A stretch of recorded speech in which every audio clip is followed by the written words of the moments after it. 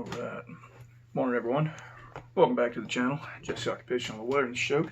As always, I'm your host, Jesse, and it is the last day of my leave. Yeah, those 10 days absolutely flew by. I'll be back at the boathouse tomorrow, ready for the next class, and that gave me an idea for today's topic about how the schedule worked at TDC. I'm going to try to keep this one short. I know I can get long-winded. Let's just push through it, okay?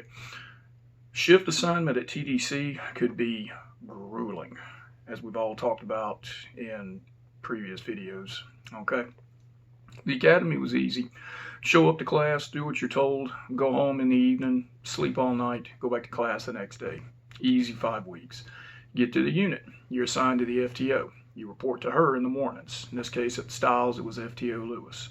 We'd get there and hang out in a little visitor center we needed to be there before 8 o'clock. That was when she got there.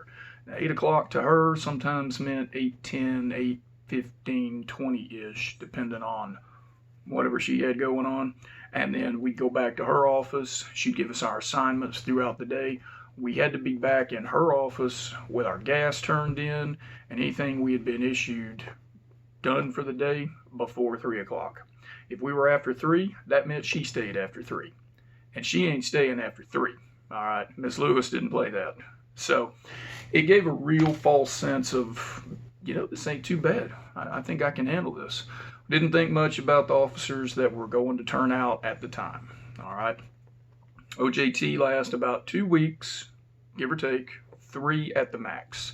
After that, you get your shift assignment, you meet with the supervisor, get a quick brief, and you're on shift.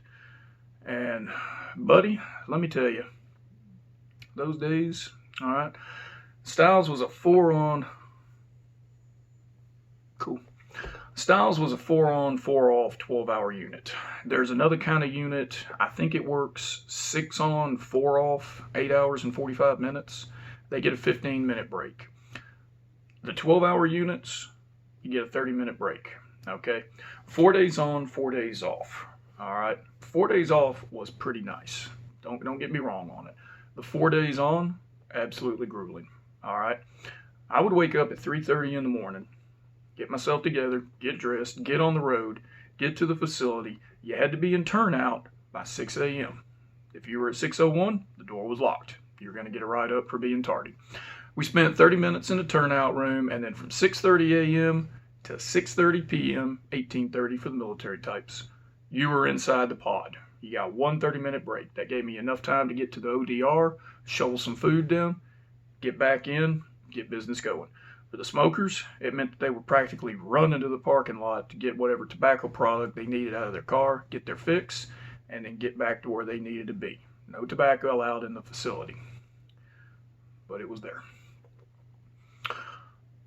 Once you were done at 6:30, at that point, now you had to wait for the night shift to get there. Night shift had to come, break everybody out, and now everybody's leaving all at once. Sometimes it would take till almost 7 o'clock to have my truck moving out of the parking lot, ready to get going.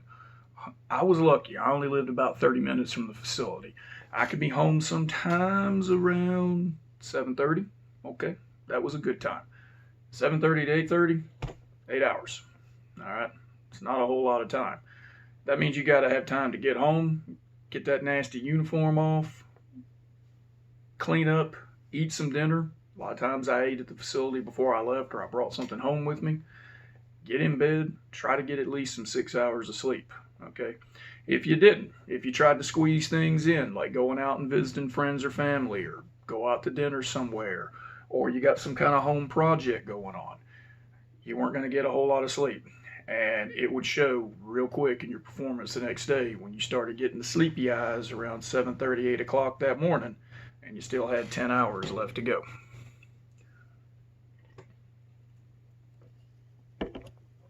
All right, so you burn through those 4 days. Cool. You're so ready for those 4 days off. Going to get so much done.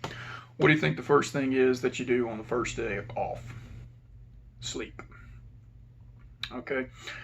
I was so used to waking up at 3:30.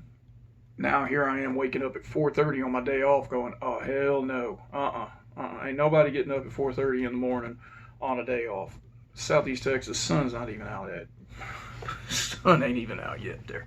So I'd force myself to stay in bed, sleep, try to get some catch-up time, and then spend that day try to relax. Let some of the ambient noise from that place try and die down some. All right.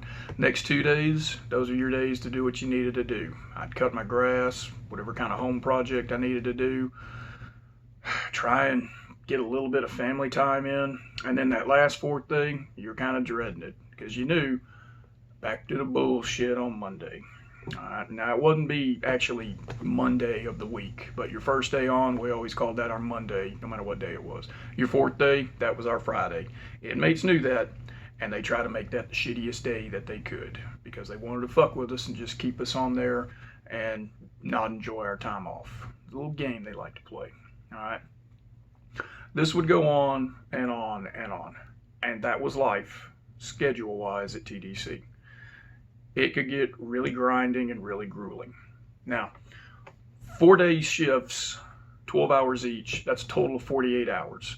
Now, COs are salary, but it does have an hourly breakdown. And if you worked over 40 hours, you receive some kind of compensatory time.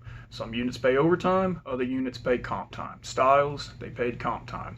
Every 4-day shift, you got 8 hours worth of your comp time. 4 on, 4 off, that's 8 days. 8, 16, 24. You could get possibly 3 4-day on shifts. You can get you about 24 hours worth of comp time. That built up pretty fast. Problem was, you had to use it every 2 years, or it went away. Who else is getting that comp time? Every other officer on shift. Who's trying to use that comp time? Every other officer on shift. Who gets priority of the comp time? Senior officers. Who had more built up? The senior officers. So what's the new individual doing? Not using their time, losing it, just burning out. Okay? I'm not saying that's anything wrong with the veteran officers. Y'all earned it. Okay? Use it.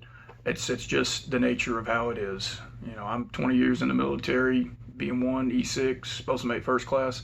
Who do you think gets priority when it's time to put in for leave or time off requests? Yeah, the individual with the time. That's with any organization. So, yeah, for you guys that are still pushing through on these 12-hour units, man, shout out to you. Mad shout out. Those of you that are in the academy, it's coming. Brace yourselves. Be ready. Those that are thinking about TDC as a career, most of the units, I'm sure there's been some changes since I've been there. Most of the units are going to be 12-hour, 4-on, 4-offs. I'm telling you guys, that's a tough shift. It's not just standing around watching inmates do their thing or tell an inmate to do something, they do it. There's a lot of work involved in it. Go back, check out some of the others, we'll get more into it. I wanted to keep this one short and sweet, guys. I hope you enjoyed it. Just want to talk a little bit about the schedule, how it works. For those who know it, this doesn't mean anything to you. For those that are considering it for a career, please take what I'm saying to you to heart. I promise you everything I'm saying is true, and it's tough. Guys, I'll be back to work tomorrow. I'll try to get back on the regular Sunday schedule once a week so I'm not blowing this up and confusing the viewer times. It's just a way for me to fill in the time that I had off. Everyone take care, be safe. I'll see you on the next video. Out.